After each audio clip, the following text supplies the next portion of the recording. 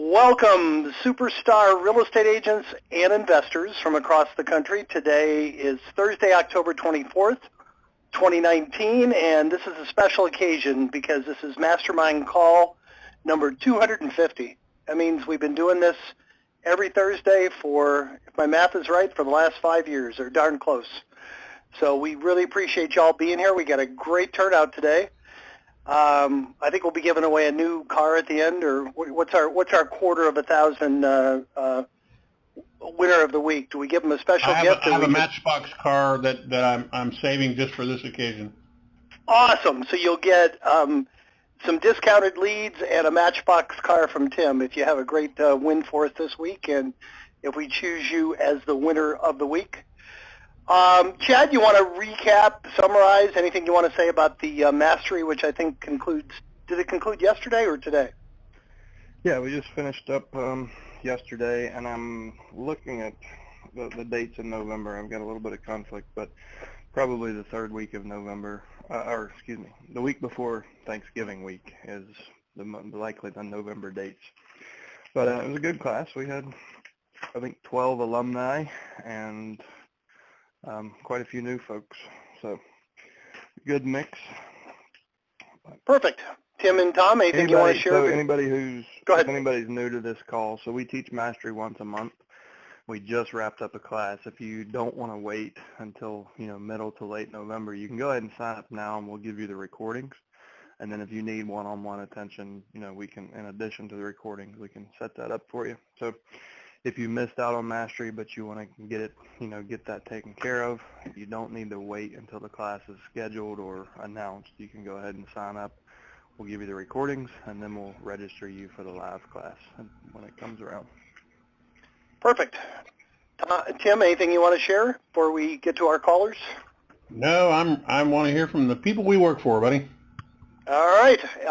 There are two in the queue, guys. Don't be bashful. We typically will leave the queue open until about 1:30, and then depending on how many people are in there, we'll close it just to make sure we have a chance to get to everyone. But there are two in there now. We got room for half a dozen more, so don't wait. Don't get shut out. Hit *6 and then hit 1, and you can do that right now. First up in the queue this week is a frequent contributor, phone number ending in 6248. You're up first. Good morning. It's Joyce Arnson Morris calling from Orange County, California. Yes, ma'am. I am hoping, Chad, that you will add on to what you advised me last week, because I did exactly what you said. You may not remember, but I have a client who sister jumped the gun and filed probate and didn't tell him anything about it, and so he is kind of left out in the cold. You suggested that I call an attorney and see if the attorney would work with him, and I did that. An attorney that I've worked with several times now, and I feel like he's a pretty knowledgeable man. He suggested, after talking to my client, that the best thing that he really could do, given that the estate isn't gigantic, is that he could go and talk to the attorney of the sister who filed for the petition, and see if he could convince her that he wants to be a co-executor, and that it makes a lot more sense for them to settle it in her office rather than going to court and having a major battle over it. And so I just got this information this morning, and I wanted to ask you how you feel about that, and if there's any role that is appropriate for me to play in that. Well, I agree with him. That's the best way to deal with it. But the reality is there's a much better way to deal with divorce than most people do too, right? When we get entrenched in our beliefs and our position, it's hard. I mean, unless the sister is open and willing to, to let that attorney mediate versus being authority for her, it's probably not going to happen.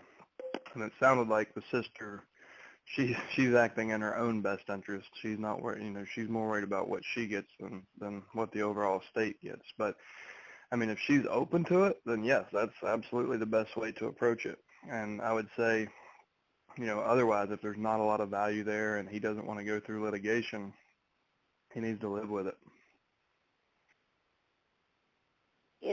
Is there a way that if that is not the case, and I'm wondering if we went to a second attorney who does litigation on these kinds of things? The attorney that I chose, turns out, does lots and lots of probate, but he doesn't litigate.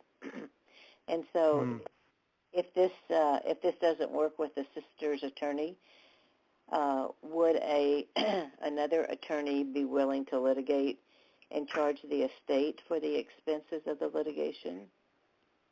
Yeah, and I guess I was assuming he looked and saw that there wasn't enough money there to pay for, litigation. So that's probably why he gave you the advice that he did, or gave the advice that he did.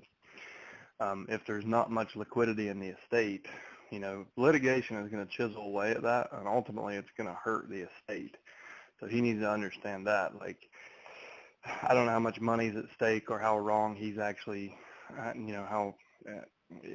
remember, like, his perception is probably the opposite of his sister's, and neither one of them are right. But he may end up spending all the money in the estate, and maybe that's what he wants to do just to spite his sister, but it's probably not the best thing for everybody long term. So somebody who might be on this call that may be able to help you out, Joyce, is John Fraker, and you can find him in our Facebook group if he's not on the call. Just search for, just look for Fraker. He is an attorney, and he does have some experience litigating in Northern California. Not to say he's the person that should help, but he might be able to point you to the right person that would want to take a look at the case. Okay. Ted, do you recommend any involvement on our part in any of these issues? No, and let me refresh my memory. So she has already been appointed, and she has the articles in hand, right? No, she's just applied for the petition. Oh, just have him show up at court, and when the judge calls for objections, tell him to raise hell, and then they'll sideline both of them and appoint a fiduciary, and then everybody wins. Ah. Since she doesn't have the authority, like, he can still object. He just needs to make sure he's there when they validate the will, if there was one, and call for objections. He just needs to be the first to stand up and object and tell his side of the story. What's most likely to happen is the judge will say, and petitioner, how do you respond to this? And when she responds, then he'll make a ruling. And if he feels like that your prospect, if his argument has merit, he'll most likely sideline both of them and appoint the third party. And then a fiduciary will do, he'll administer the estate according to the will or according to the state law, which if there was not a will. Oh, and do you recommend that we stay out of it and not get involved? Yeah, I mean, there's not a whole lot of value you can bring to it other than like what we just talked about, like just letting him, making him aware of what his rights are, and then if because the thing is, like, you need to build a relationship with a decision maker, and right now they're trying to decide who the decision maker is. So if you get too close to the brother, the sister won't even be willing to talk to you, and if you get close to the sister and she ends up winning, like, if you keep building relationship with the brother, she's going to see you as on his side only, and if she ultimately gets appointed, she's not going to hire you. So I don't see where you can bring a whole lot of value until someone is decided to be the administrator. And then at that point, then you can bring a ton of value. But right now, nobody has the authority to do anything you can help them do. And I would probably just stay out of the way and then follow up the day of the hearing. I would follow up and say, how'd it go? And see where to go from there. Okay. Well, I appreciate that, and I will look up John Frickin on our Facebook page and see what he can offer, and I thank you. Okay. By the way, I wanted to do that. I think it was Fraker, right? Was it Fraker or Frickin, Chad? Fraker, F-R-A-K-E-R. Fraker, F-R-A-K-E-R. And I just wanted to put in a verbal feedback on on the mastery class. That is absolutely the best 9 or 10 hours I spend any week. So thank you. Thank you. Thank you. Thank you, Joyce. Bye-bye. That's quite a commendation. It's interesting, Joyce. We never have pushed it because, we offer so much that's included when anybody buys leads. We feel like we offer enough for anybody to absorb and be successful, so we've never really pushed it. But every time we look at our statistics, the people that stay around the longest and have the best results take that class. They don't necessarily do it the first month, but, once they get a little bit of experience, a lot of them do. A lot of them take it right off the bat, but a lot of people will get a month or two experience under their belt, and they kind of know what they don't know, and then they take mastery. And it really is an incredibly predictive benchmark of how well you're going to do. So if anybody hasn't, again, we don't hard sell it, but I would take it at least once. And I know once you take it, you can take it every month. Chad, you have one customer that's taken it how many times? What's the record? You just talked to her. Oh, that was her? She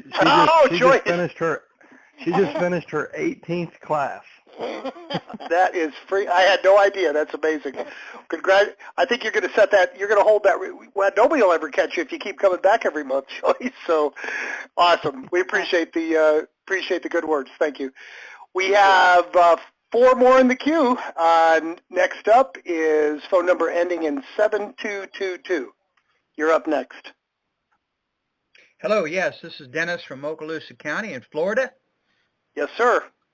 And been a subscriber for 3 years now. Have amassed 1,983 leads in Okaloosa County, and went ahead and got Walton County as well for 752. I've had, I feel, a great success with the program over the last couple of years. I'm ready. And I've tried this before. I've tried to hire people to make the phone calls for me. I've already been doing the 3 letters. However, I'm ready to hire an ISA from you all. And the question I talked to Toby this morning, and basically my question to everybody would be, how far back should I go? I mean, I've got leads that go back to 2016. If we're going to start these phone calls, is it a waste of time to go that far back? So it's certainly going to be expensive. You've got to look at budget. I mean, I guarantee you there's some from 3 years ago that still haven't settled and still haven't done what they know they should, but they still haven't gotten there. I think the longest call campaign we ran for a customer is back 24 months. And we find success all the way back to 24 months. Now, obviously, the majority of them will be dispositioned somehow. Either they've been inherited or sold or turned into rentals or whatever. But there are some of those people that are stuck in probate quicksand. They need to hear your call more than ever. And all it takes is, that one hit, and they're like, okay, this is it. I've got to do this. So it can actually be way easier to get the business. It just takes, just a whole lot of work to find out who those people are. So one of the things that, that we kind of encourage, like one of the options for you is using ringless voicemail to be able to, to reach everybody. So I would say there's certainly value in the first 2 years of data that you have. Maybe you split your list and do ringless voicemail to half and live calls to the other half. You just need to be aware of your, the risk with TCPA compliance if you're using ringless voicemail. But it can help you kind of control the cost because you're talking about a couple thousand leads. That's going to get costly if you're, paying for professional ISA services. So you might find a combination, like you decide where you split your list and do half of it with live professional callers and the other half with just a ringless voicemail. And that way you can kind of get the best of both worlds. Okay, so just call Toby back and work with him on that. You know what, Dennis? I have a few thoughts also, but it would take me a while to go over it. I'll call you back after the call, and okay. I'll dive into it a little bit more. I agree with Chad. I think you probably want to use us for the ringless voicemail certainly for your current leads, and maybe even go back 3-4 months, maybe and use us. But when you get beyond 6 months, 90% of them are going to be sold already. So becomes a lot less cost effective to pay $2.50 to call those people. So I agree with them, and I think we can come up with a good mix that Perfect. that'll make sense for you. But we can certainly start right away with your current leads. That's a great place to start. Let me as soon as this call's over, I'll call you and we'll delve a little bit more into the numbers, and then I'll get Toby working on it after we talk. All right. Thank you, sir. All right, appreciate it. I have another thing there as well, and that is that the other approach that you may want to take is a direct letter, another mail that goes out that specifically references the fact that it's been a while since you heard from me, and a lot of times people are, there's some good verbiage that we've done on some, we're really pushing people now to try to take a shot at going back to their historical leads and doing this. So when, Jim, before you talk to him, let you and I talk, and I'll share that information with you as well. Maybe we can put all this together in a good package for him. Perfect. Sounds good. Thank you. All right, thank you. Appreciate it. Thanks for the kind words, and thanks for staying long enough to succeed, Dennis. You're welcome. Go ahead. Yeah, before you let him go, I wanted to hear more about. So, Dennis, in the 3 years you've been with us, have you kept track of how many deals you've done and how many were listings versus acquisitions, and like what patterns have you seen, and like? Okay, they were all listings, and all I really did, and I feel like I probably didn't do as nearly as well as I could have, and I own that. However, with 10 transactions in the last year, averaging $7,500 per transaction, it's well worth it. I've gotten really good at it. And if I go on the appointment, I'm pretty sure I'm going to get the listing. And they've been pretty much all listings. And everything so far has been retail. So 75,000 income. And right. What did you spend? What did this year? What did you spend on the leads and marketing? What was your total budget? Do you know, ballpark? About $5,000. Oh, geez. Okay. 5 divided by 75 is a pretty damn good ROI. Absolutely. Is that 6,000? Chad, is that 6,000%? Is that right? Probably. It's a pretty good return. Yeah. 5,000. I got one the other day. Dennis, I'm off a curious, letter. you're I've got 13,000 pending in commissions just this month. A fellow called me, got my letter, and says, "Thank goodness you sent me this letter because I've just inherited this property and I need to sell it." Come on, there's no such thing as come list me calls in probate. Yes, sir. There it is. That's awesome. So Dennis, I'm really curious, especially for the folks on the call that are just getting started. Like, well, how long did it take you till you got your first listing, and then how did your momentum build up until now? Like, were you running this pace all along, or did it take you a bit to get up to this pace? Well, I didn't start off with a mailbox motivator to begin with. So basically, I'd get the list and I'd start slogging through them. And at the beginning, I'm looking back here at my list back in September 2016. And the first thing I got 81 leads because I went back a couple months. And so averaging about 50 a month. And to me, and I made the calls, and I had a real estate team for a little while that helped make calls as well. And we didn't really have a good success because I really wasn't consistent at it, and that's just unfortunately because I kind of do a lot of different things at our brokerage. But I look back and I say, my gosh, if I'm sitting there with a GCI of about $250,000 and I'm looking back and 40% of it is attributed to probates, and I'm doing kind of not a very, very good job, and I enjoy helping the people. That's more important to me. The money is secondary, in my opinion. That's why you're being so successful. It's an incredible feeling when I help them out, and they're so thankful when it's completed. So what would your best advice? I'm gonna turn you into a mentor here on the spot. So I'd like to hear your best advice to somebody who's been doing this for 30 days, but they're getting discouraged and they're thinking about giving up. What's your best advice? Go back in time 3 years. Like, what would you say to yourself?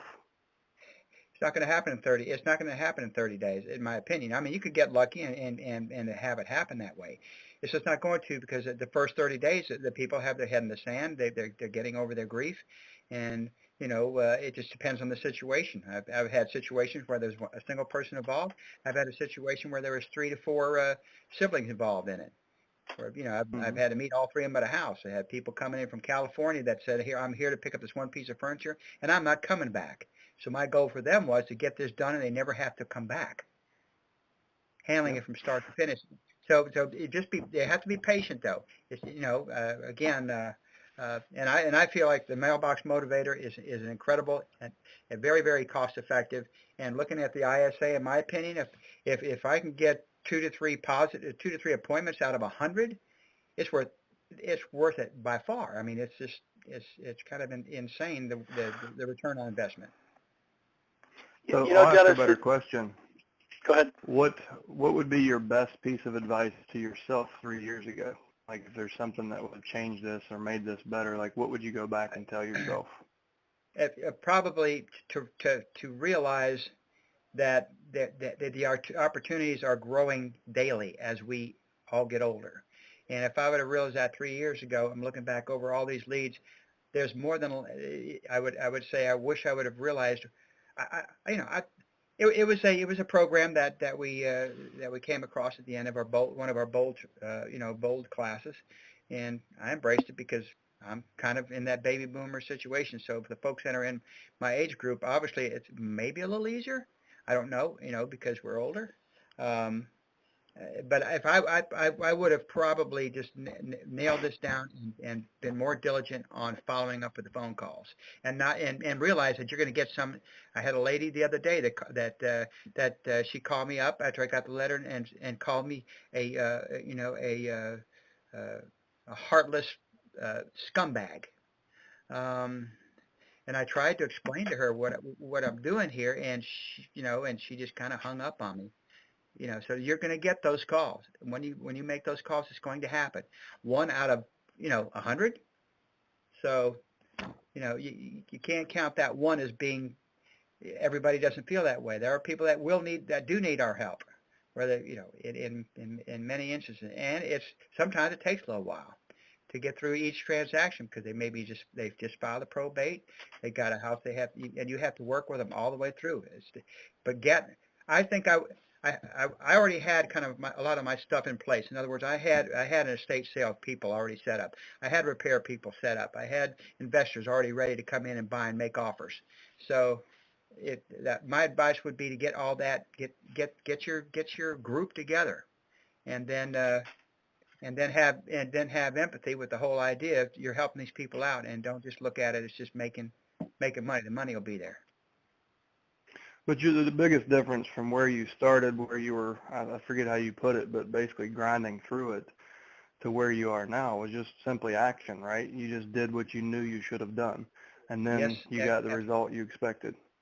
Yep, and actually, if I look back at all the other initiatives that I've done as an agent to try to drum up business, this is absolutely the most rewarding in a lot of different ways. And I can't.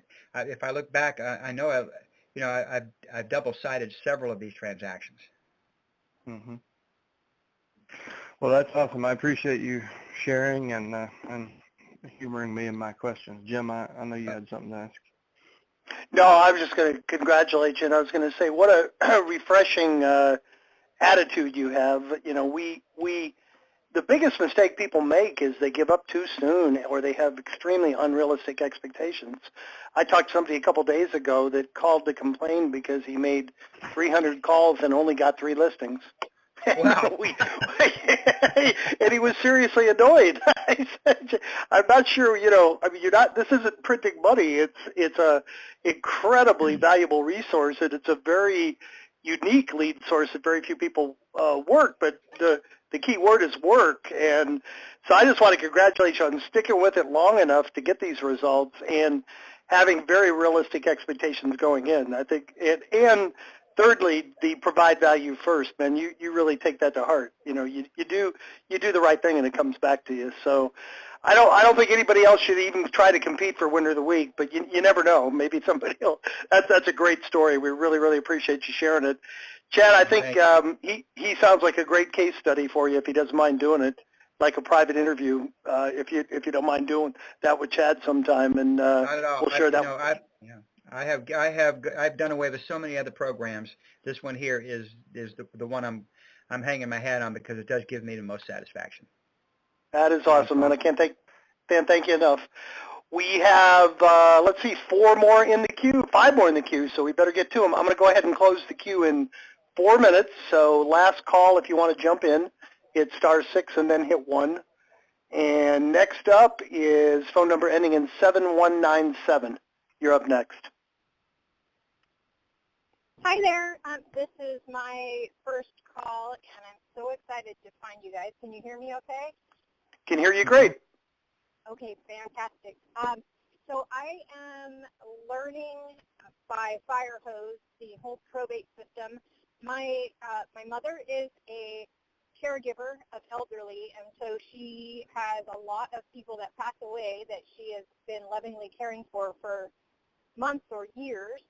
And she has one in particular who she was very close to for 5 years, who died and had a house that's an $800,000 house.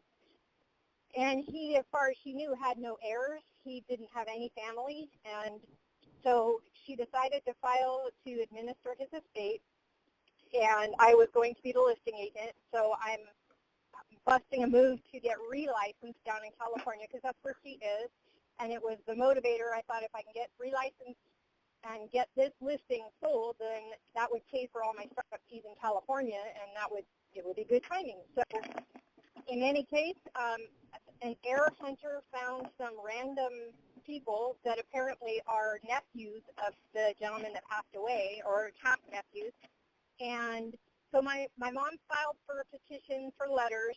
Her court date is in a couple of weeks. This random person filed to get letters, and their court date is at the end of November. I am wondering, 2 questions. I would love to sell this house, so I would love to see my mom be the administrator, but she also cared for him and knew him and was close to him for 5 years. And if the estate's worth about $4 million, and most of it's going to go to the governor of California because, well, it was going to because he didn't have heirs, but he does have heirs, so it's going to go to some random people that he didn't know and that didn't know him. I'm wondering if there's any advice. I kind of have a vested interest in this because it's my mom, and she would be able to get paid for being an administrator, which would be really nice for her, and I would get the listing. So is there anybody with experience like in this realm that I could guide my mom and help her, and to what extent should I be involved? I plan on going down for the court date to support her, but that's all I know so far. Do you expect the distant heirs to be at the court the hearing? The first one? I'm going to guess. Yeah, I'm going to guess that one of them will. Yes. Yeah. It's hard to say. I mean, who knows who they are and what their capacity is. I mean, your mother's best chance is just showing that she already understands the probate process, and she, like, her being in that position will be in the estate's best interest. And I mean, state law is going to protect the cousins or whoever they are. Like, she has to follow state law in the distribution. So it's not like, and you know, she'll be required to buy a fidelity bond to protect the estate from any abuse by her. So that, and if you have a way to reach out to the family, you know, I would want to say that directly to them. Like, listen, administering an estate means nothing. Like, it's just going to mean that you're taking on a whole bunch of work to unlock the assets that you're going to get anyways. So why don't you let us do the work and you take the distribution? And my mother's very familiar with the estate. She knew your relative and you didn't. Like, she knew what his wishes were, and she has to follow state law. So if you guys withdraw your petition, then she'll go administer the estate, and upon distribution, you're going to get everything you're due. You just won't have all the responsibility and accountability for getting it done. Let a professional deal with that. And if you can have that conversation with them, if they'll withdraw and get out of your way, everybody can get what they want. They probably think that if she's the administrator, they're going to lose something. But they're either going to have to put in their time. Like all they stand to lose with your mother being involved is whatever she invoices the estate for her time, like her administration costs. Otherwise, it's no different for them, because the state law is going to say, these identified heirs are the recipients of this distribution. So they're going to get the $4 million or most of it. And then you guys are going to provide a service for what you're earning. So if you can show that to them, maybe they'll do the right thing and just say, all right, we get that. We'll back off. Just make sure we get what we're due. And that would be kind of the best case scenario that I see. Okay, that's fantastic. All right. Hopefully that helps. Call back and let us know how it turns out. I will. Thank you so much. All right, great. We have 4 more in the queue. Next up is phone number ending in 2729. You're up next. Hi, this is Bill Janiga from Michigan. Hey, Bill. Hi, Bill. Hi. Good. How are you guys? Great. I'm looking for your opinion as to whether or not you think someone may open the probate file. And let me give you a background as to why I'm asking. I bought a home yesterday at sheriff's sale, and when I saw it coming up for sale, because it's in the area that I live, so I'm very familiar with the area. And part of the reason that I'm a little concerned is I'm in Michigan.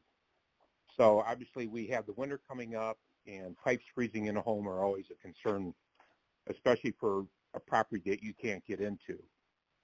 So what I've done thus far is I established that the owner passed away the end of February this year. The HOA fees were stopped making payments in January.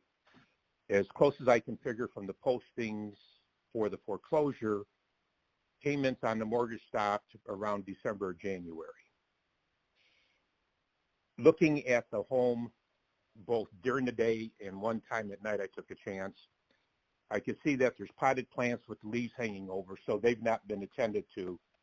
And the night that I looked through the window with a strong flashlight, I could see strong layers of dust on the furniture.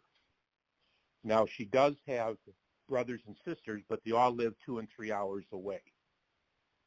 I checked probate both in the county where the property was, the county where she passed away in, and also the residence county of where the sisters and brothers live, just on the long shot that a strange probate file would have been opened where she deceased at. There is no probate files. So nobody's done anything for the house since December. Now, ordinarily, with those circumstances, I'd probably wait to 6 months and just ride it out and do nothing. But because of the winter coming up, I need to seriously get in the house and make sure the water's shut off. So in order to do that, we have to do the 3 postings at the home asking for entrance into the property. I don't know whether anybody would answer it, since all the known relatives are 2 and 3 hours away.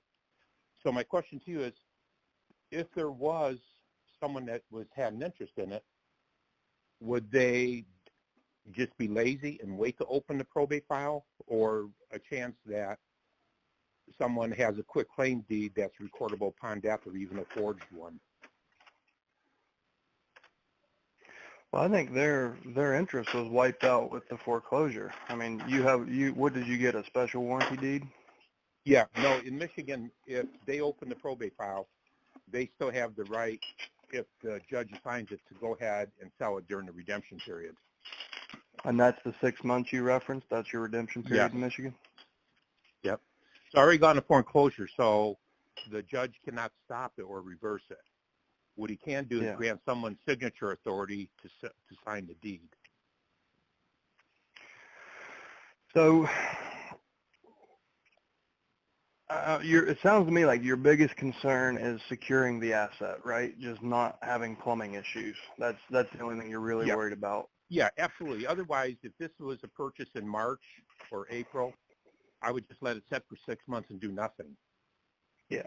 But I know there. Well, I don't know if this will help or make you even more worried. But February in Michigan, if they passed away and the heat wasn't on, the water and the house wasn't secured, then your plumbing damage has probably already occurred. Yeah. So yeah, there's a slim chance, but in all the rehabs I've done, my bigger concern is the winter than the warm months.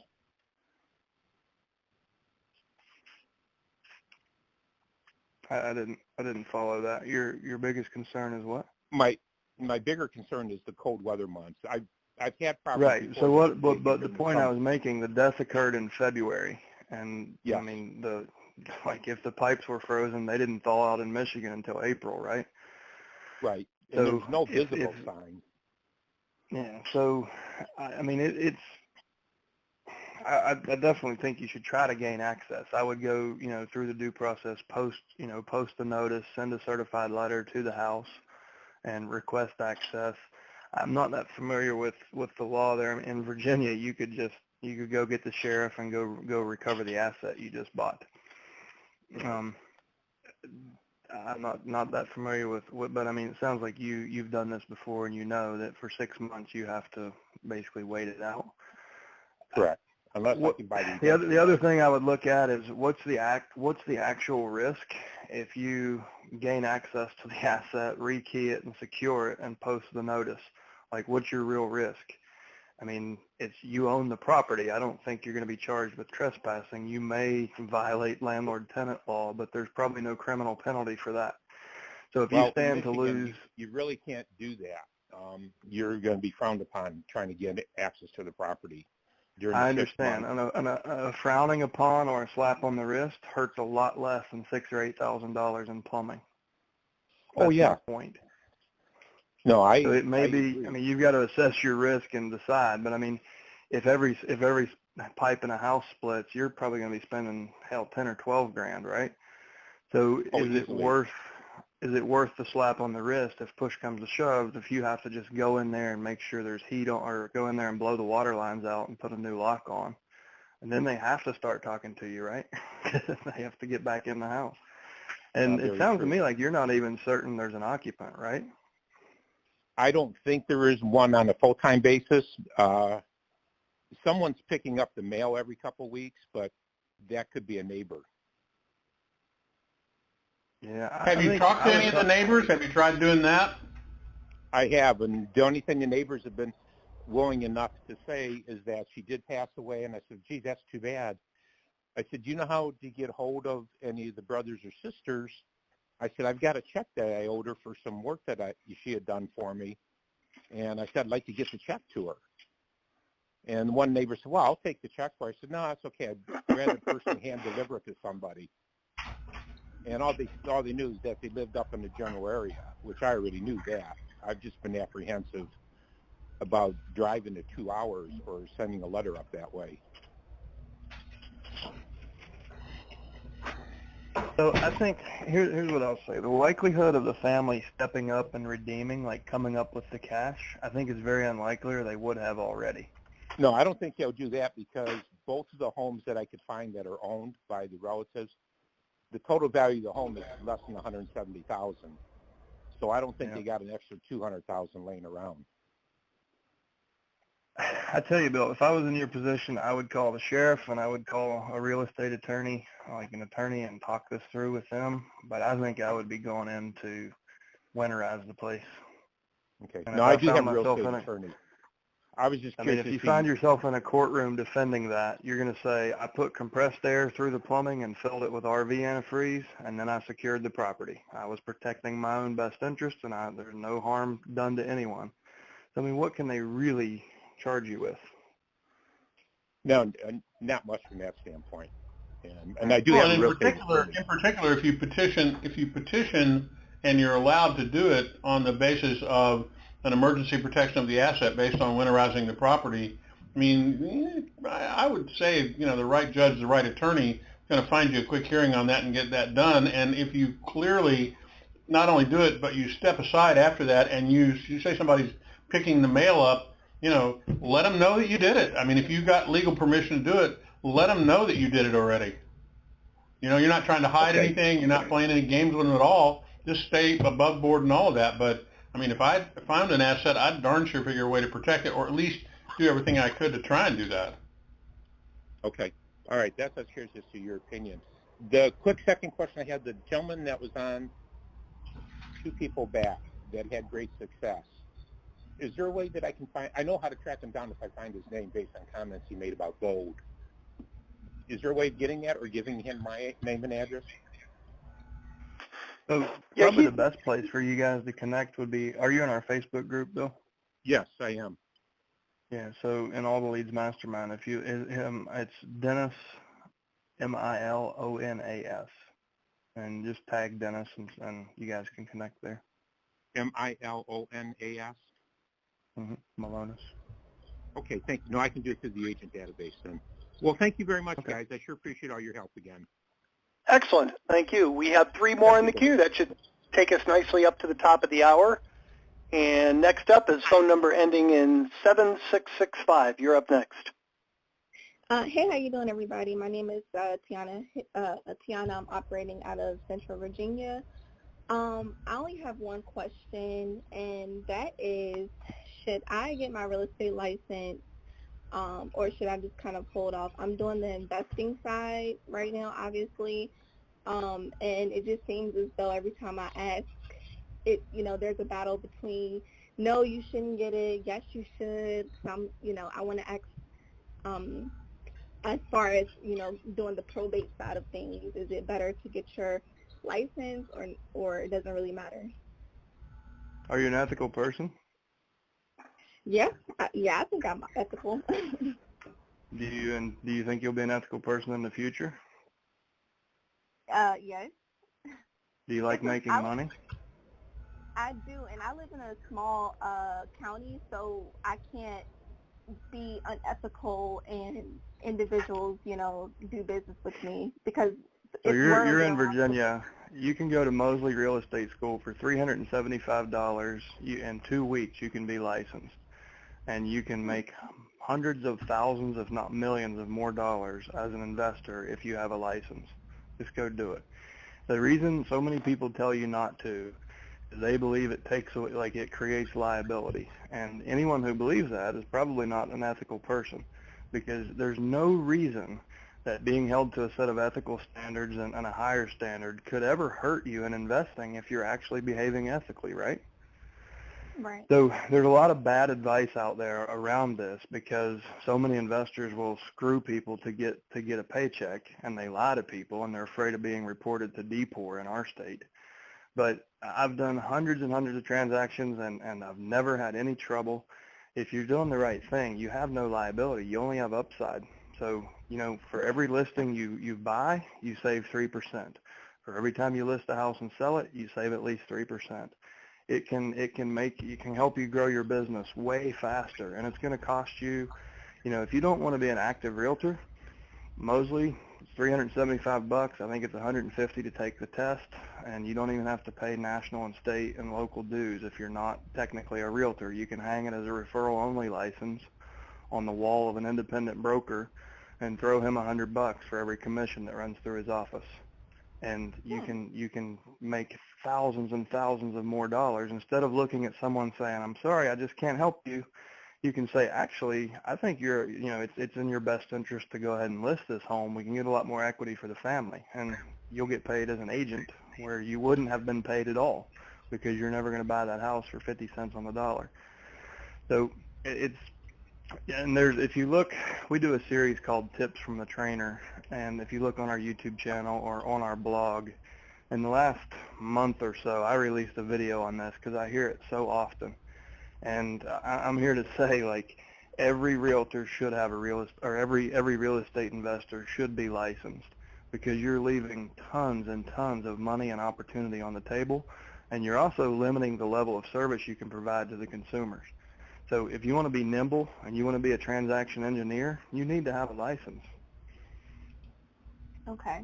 So you said Mosley School, it is $375. What about the online schools like Real Estate Express? Do you recommend those types of courses, or? So I'll tell you why I recommend Mosley. They offer lifetime free continuing education. So when you have to do your post-licensing in Virginia, it's, I think, 20 hours or 30 hours. That's free. All your CE is free for the rest of your life. But the other reason, don't buy the online course. Buy the PDF version, because if you're a strong learner, the online course, they make you sit there and they keep track of your mouse, and if you walk away, then they'll shut the screen down and you have to start over. If you buy the PDF course, you can just read it at your own pace and then go log in and take your test. So like you can knock out an entire real estate license in a couple of days if you buy it that way, because they don't make you sit there for 90 hours, watching your mouse. If you have the knowledge and you can pass the test, so that's what I would recommend, buy the PDF version and take the online test. Okay, cool. All right. I think that was my only question. Thank you so much.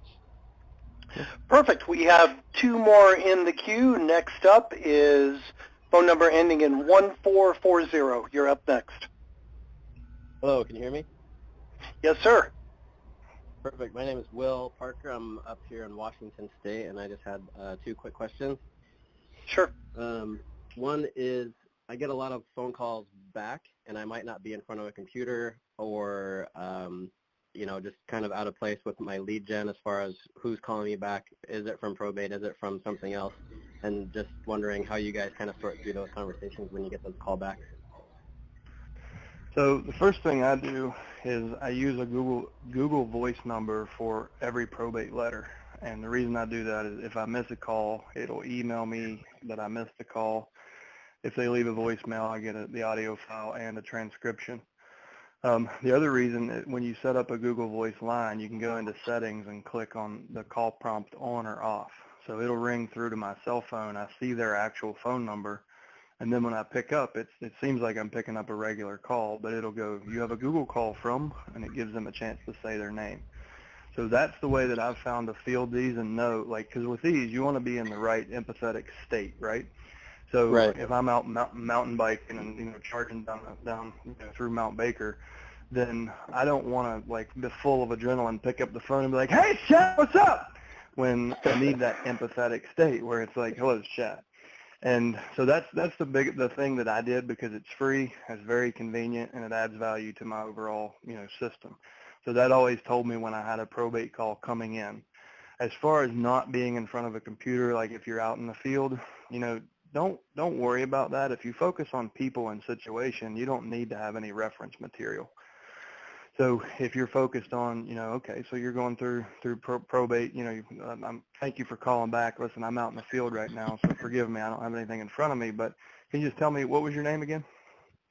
Okay, great. And then as you progress through the conversation, don't be embarrassed that you don't have all the information in front of you. Just ask them and just say, listen, I'm out in the field, I can call you back, or if you could just verify the address for me, I'm taking notes and I'll call you back when I do get to the office. But just roll through it smoothly, and don't feel like you're behind the 8 ball because you don't have the information in front of you. Just interview them, right? Get the information from them. It's even better than a spreadsheet. Yeah, and I think having a dedicated line would make that a lot easier to make sense for, so I appreciate that. Sure. My second question was about the emails that show up. Are you recommending, is anybody sending emails if you got in contact with somebody, if you didn't get in contact with somebody, if you left a voicemail, and just kind of using that as an additional resource? Yes. So if you look at alltheleads.com under blog, that was another of a recent Tips from the Trainer video we released. And that's been in the last 2 or 3 weeks. But search through that, and it'll actually show you some really simple email copy and some tricks to send right from the CRM using Google's, they used to be called canned responses, but I noticed this week the name changed to templates. So the video might say canned response, but you can set up a Google template, and you could say, after voicemail, no phone number or whatever, and you can have different emails set up in Gmail, and you just click, send template, and it pre-fills it, and you can send it off. So that video will show you, it's in a much more precise, it will explain everything I just said, just where it's, slower and more understandable, but it'll show you the most efficient way to do it. And then just so you know, we're working on building this all out for you guys. So we'll actually push your leads into an email platform where you have proven copy. So we're writing copy and testing that, hopefully, early 2020. you can just subscribe to an email service, and you'll know that every one of your leads is getting a drip campaign. Awesome. And so that's kind of the next phase. But for right now, that video is there to kind of show you how to get this up and running, to tomorrow when you're prospecting. Great, thanks. I appreciate it. Yep. All right. Well, we started this call with a couple old pros with Joyce and Dennis, and we're ending it with another one. Scott, Nance, you're up last. Yeah, this is Are you Ethical there? Scott. Yeah, I'm here. Ethical Scott. In Super. Unethical Orlando. Super ethical, Scott. If anybody missed the last call, we should just recap that real quick. But go ahead with your question first, please. All right. So being in Orlando, my marketing costs are pretty high. So I met with a probate attorney this week that we've been doing some stuff back and forth. So I want some advice on co-branding letters. I have the how to get deals from listings from probate attorneys. I've watched that once. I've got that up now. But my question is, do I need to get several people, or am I better off focusing on one or two or three or four? Oh no, you want to know everyone in town. I mean, this is where the biggest opportunity in this space lies, right there, because so few people have the courage or the skill set to build rapport and impress attorneys. And I mean, you've got a hell of a story, and all you have to do is walk in and tell that story and say, you want to know more, and they'll be putty in your hands. I promise you, it's way easier than you think. But there's so few people doing it. So always market directly to the decision makers. But you've got that laid out and working. So spend some time, put recurring time blocks in your calendar and say, maybe every Wednesday from 1 to 4, you drive around introducing yourself to Orlando probate attorneys. And eventually, you're not going to get all of them, but eventually everyone in town will know you're there and they'll know your good intentions. And they might not come around the first meeting, but eventually when they need someone that's working at the next level, when it really counts, you'll get those calls. So absolutely get out there and get to know as many as you can. And some of the ideas, Scott, if you've never helped your past clients set up estate plans, do you think that might be a good thing to offer them, for an opportunity to sit down for free with an estate planning team?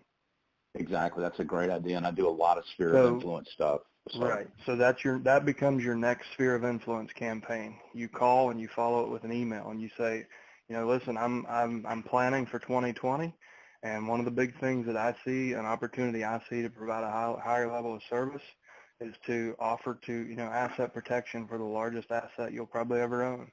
I got you into it. Let me help you protect it. And, just simply reach out and let me know, and I'll set up at least an hour of my estate planning team's time, and you won't be invoiced. Now, the reason that's so valuable is you're vetting these people. You're not just sending a list of past clients and saying, good luck.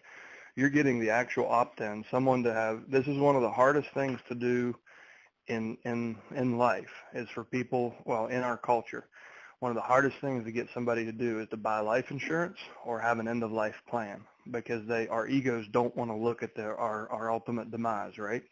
So we just don't do anything. And that's what creates so much urgency in probate, and so much opportunity for us to provide value, because the lack of planning and the lack of liquidity put these people in this situation. Just like the story you shared a couple weeks ago, she was going to dump a property for $70,000 because she felt that pressure from the lack of planning. So that created the opportunity for you. But anyway, so these attorneys aren't allowed to directly solicit for business. So you're bringing them pre-qualified leads.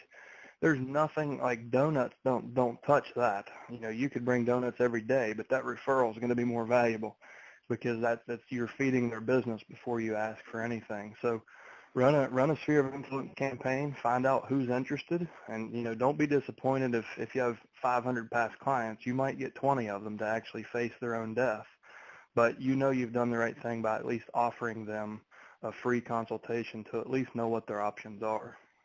And then take those 20 and decide if you want to, I would say, split them up and take 2 to 10 different attorneys and walk in and say, listen, I help a lot of families, through the probate process, and in doing that, I realized that I could do a better job for my clients that are living.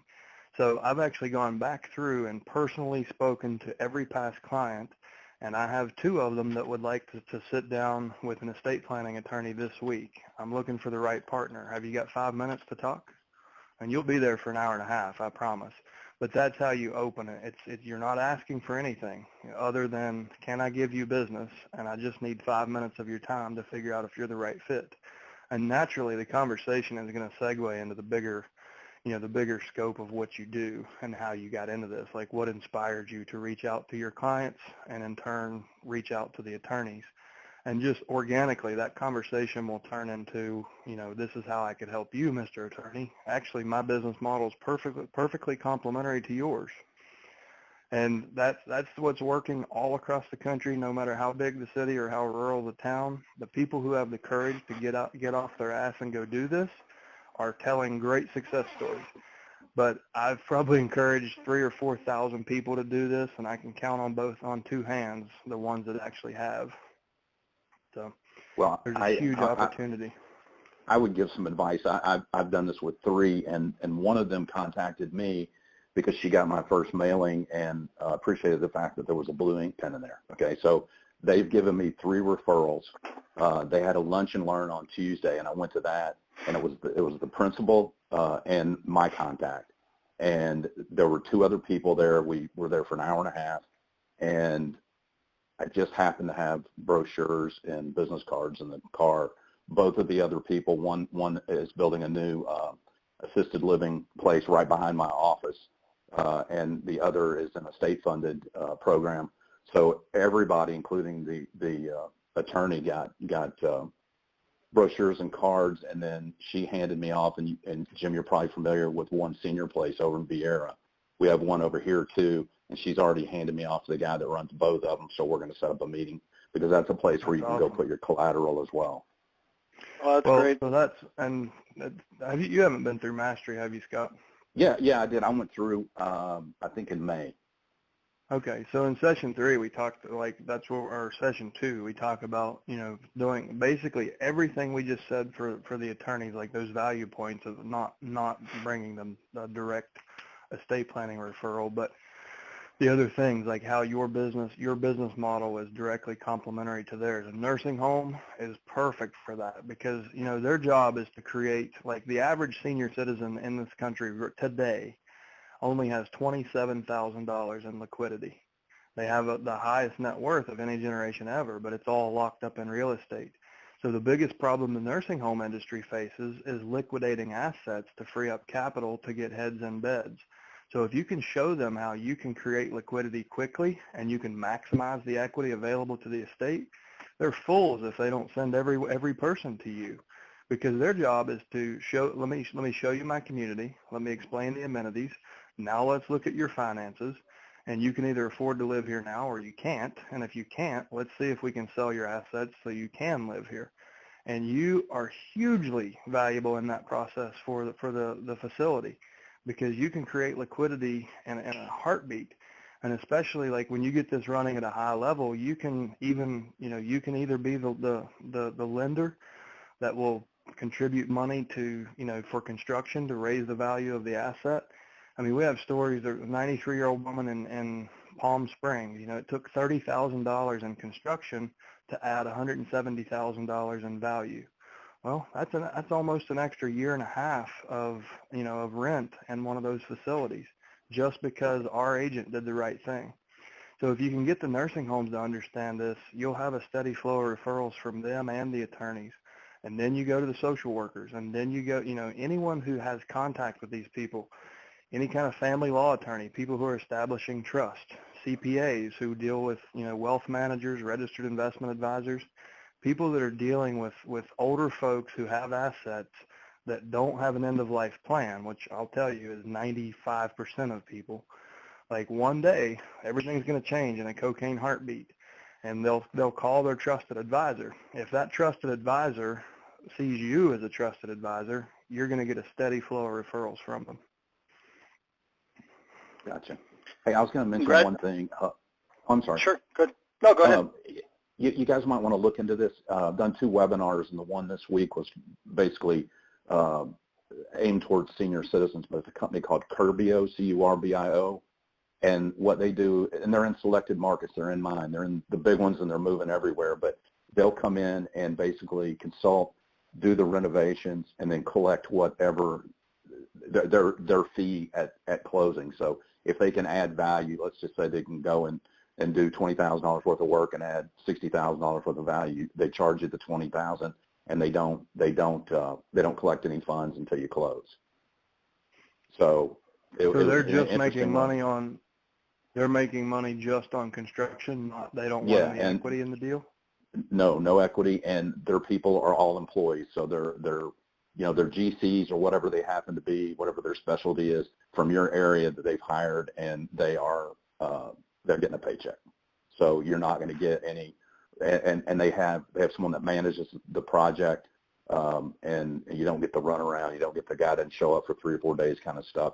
Basically, that's what they said. I haven't done a deal with them yet, but I just thought it was interesting because I run into it a lot, not just with seniors, but I got one right now that needs a new roof, and we don't have any money, and it's like trying to find creative ways to put a roof on this house so we can sell it, and this one doesn't qualify because it's not going to add the value. It's just a necessity. But I just thought it was interesting. I just wanted to throw it out there, and it may be a total BS deal, but I've done 2 of the webinars, and it seems pretty real.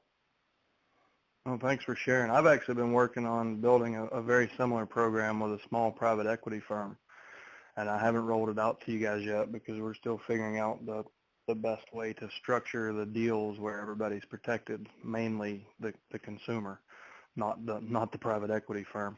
It's not them that I'm worried about. But that's awesome that there is someone who I tell you, if that's what they're doing, they're going to have no trouble building a massive company out of that because the need is huge, and almost every family could get more money if they would just slow down and know that it was taken care of. But it's hard to get. It's hard for realtors to get that involved for most of us. Our businesses aren't equipped to do that for most people. So if we have a resource like that we can just point people to, that's awesome. And Scott, you said it's Curbio, C-U-R-B-I-O. Yeah, like I can see improving curb appeal. That's probably where it came from, something like that. Right. Well, and we'll check that out for sure. Thank you. Yeah, and if somebody wants to email me with an email address, I believe I got the slides just a few minutes ago from Wednesday's deal, so you could take a look at it because it was specifically targeting seniors. Some real good information that you guys probably know, but just the fact that their homes tend to be the most dated and then they don't want to put any money in and that sort of thing. So it really opens up a big opportunity for these guys and for us. Yeah, send it to us too, please. Jim and Chad and Tim at alltheleads.com. That is awesome, gotcha. Scott. Guys, we're a few minutes. We're running a few minutes long. I just wanted to summarize before I get into the closing that it's so interesting. We had 3 old pros, Joyce and Dennis and Scott, and if you listen to one thing they all had in common was they are all going out of their way to provide exceptional value. And Scott, I know you were kind of self-deprecatingly saying, ethical Scott, but there's very few people that would do what you did in that deal. If any of you missed it, Scott's a realtor and an investor. He came across an elderly couple ready to sign a contract for $70,000 on a property that I don't think they'd ever even seen. They weren't local. And Scott listed and sold it in a week for $240,000. Scott, is that right? Actually, 22 hours for $240,000 cash. $240,000. So he put $170,000 extra in their pocket, and no matter how ethical you are, there's got to be a temptation to put your investor hat in and buy that and flip it. But I guarantee over the years that that's going to come back to you many fold. So, it sounds a little corny when we say provide value first, but we consistently hear the successful people are the ones that are willing to do that. So, congratulations. I really appreciate y'all sharing today. This was a exceptionally good call for our 250th, and as always, I want to thank all of you for being here, particularly thank those who actively participated, and you've got some real shining examples here. Take one of these stories that you heard today, go out, try some of these things that these people shared with you, and please come back next Thursday and share your results with the group. Thank you so much, guys. Make it a great week, and we will talk to you same time next Thursday on Halloween Eve. I'm assuming we'll all still be here. Make it a great week, guys. Take care.